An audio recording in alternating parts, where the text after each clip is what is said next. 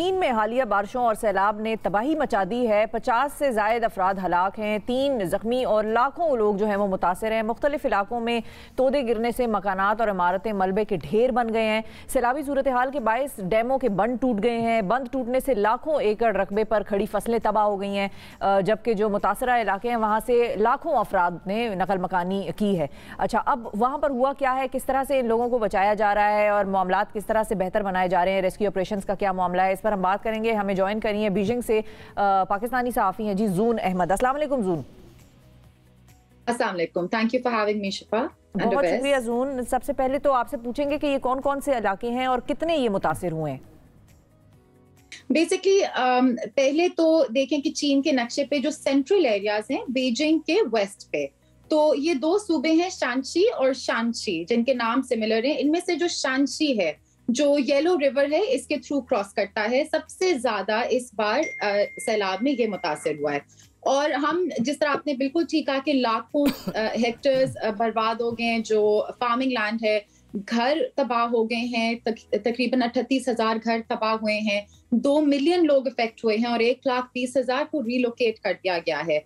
और जानी नुकसान भी इस वक्त देखा जाए जिस पैमाने पे ये वबा फैली है, उसके हिसाब से जानी नुकसान उतना भी नहीं हुआ, लेकिन बिल्कुल काफी हद तक जो इंफ्रास्ट्रक्चर है, सड़कें बंद कर दी गई थी। अगर मैं थोड़ी टाइमलाइन में जाऊं तो आज जिस तरह 13 अक्टूबर है, तो ये 2 से 7 अक्टूबर को बारिशों का सिलसिला शुरू हुआ था। तब वार्निंग प्रेडिक्शन दे दी गई थी, ये जो बारिशें हैं ये बढ़ती जा रही हैं। इसकी एक वजह तो बे ऑफ बंगाल और फिर साउथ चाइना सी की जो वहां पे जो प्रेसिपिटेशन होती है ये यहाँ तक पहुंचती है। ऑब्वियसली क्लाइमेट चेंज एक बहुत बड़ी वजह है।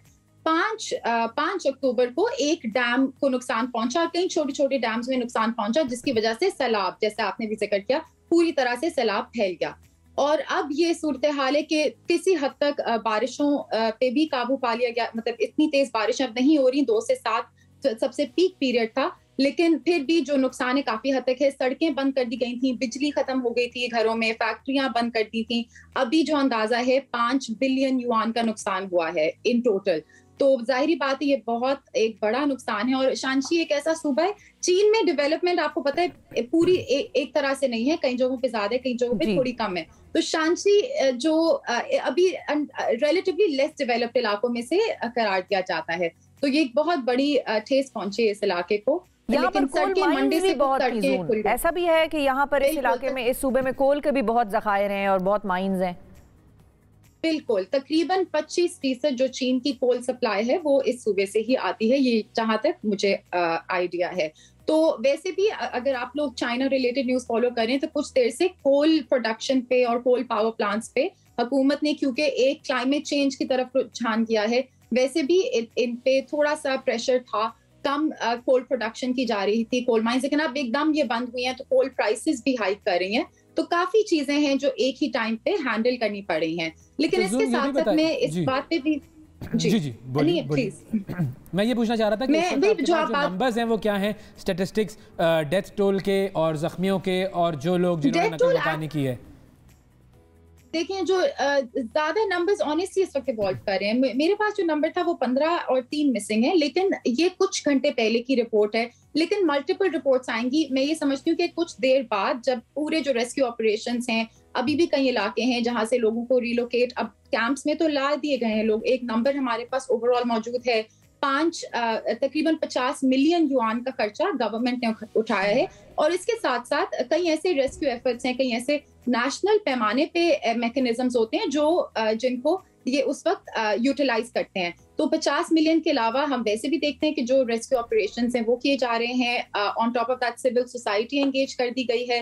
फिर जो कॉरपोरेशंस हैं, ऐसी अब कुछ महीने पहले एक और सैलाब आया था, तो जो कॉरपोरेशंस, बड़ी कंपनीज हैं, वो भी अपने कॉर्पोरेट सोशल रिस्पांसिबिलिटी के तहत इसमें हिस्सा लेती हैं। लेकिन जो एग्जैक्ट स्टैटिस्टिक्स हैं, I think we can still wait a bit, but I have the number. ठीक है, बीबीसी के मुताबिक nearly 2 million people have been displaced in Shanxi province. ये बीबीसी की अभी लेटेस्ट है जो आई है। बिल्कुल ये नंबर, लेकिन डेथ टोल का नंबर अभी कुछ मिसिंग है लोग, ठीक है, और कुछ सबसे पहली कैजुअलिटीज तो बल्कि ट्रैफिक पुलिस वालों की थी जो उस वक्त सिचुएशन को हैंडल करना चाह रहे थे। तो बहुत अफसोसनाक वाकया है बिल्कुल। लेकिन इसके साथ साथ हम देखते हैं कि एक ही दम मतलब बहुत स्विफ्टली हुकूमत ने, लोगों ने इस पे काम लिए, इस पे प्रॉपर मेजर्स लिए। और अगर आप अभी भी चाइनीज रिपोर्ट्स देखें, CGTN इंग्लिश में है, उस पे जाएं तो वो प्रॉपर जो फैसिलिटीज लोगों के लिए बनाई गई हैं, खाना पीना, शेल्टर, ऑब्वियसली आप एकदम से उनको कॉम्पनसेट नहीं कर सकते। चीन अभी भी काफी हद तक कुछ डायमेंशंस में एक डेवलपिंग कंट्री है, तो अब इनको फैसिलिटेट किया जा रहा है, लेकिन काफी हद तक जो एक सेफ्टी मेजर्स हैं वो ले लिए गए हैं। और ये बहुत अच्छी खबर है। ये जो बारिशें हैं ये पिछले सालों के मुकाबले में कई गुना ज्यादा हुई हैं, या फिर ये जो सैलाब का आना है ये एक नॉर्मल फिनोमेना है और अक्सर आते रहते हैं सैलाब? अक्सर एक तो आते भी हैं, इस साल का ये तीसरा सैलाब है जो येलो रिवर पूरे चीन के थ्रू आप देखते हैं फ्लो करता है। तो ये इस साल का 2021 का तीसरा सैलाब है, लेकिन इसकी जो इंटेंसिटी है वो 1979 के बाद अब इतना इंटेंस सैलाब आया है। तो वैसे भी बारिशें इस साल ज्यादा हो रही हैं। बीजिंग तक में हम नोटिस कर रहे थे कि जुलाई अगस्त में बारिशें होती हैं, तो पिछले सालों के मुकाबले में ज्यादा हुई हैं। तो मैं इस बात पे ये भी जरूर मतलब एम्फसाइज करना चाहूंगी कि चाइना में इस वक्त क्लाइमेट चेंज पे बहुत तेजी से लोग काम करना चाह रहे हैं। हुकूमत के अलावा लोग भी इस पे बहुत तवज्जो दे रहे हैं, और ऑब्वियसली इसकी एक ये भी वजह है कि हमें उसके असरात नजर आ रहे हैं, दिखाई दे रहे हैं। तो इसमें एक आप देखते हैं कि पूरी दुनिया में जाहिर बात है कई ऐसे इंसिडेंट्स हो रहे हैं। पाकिस्तान में भी सैलाबों की वजह से कितना हमने जानी और माली नुकसान उठाया है।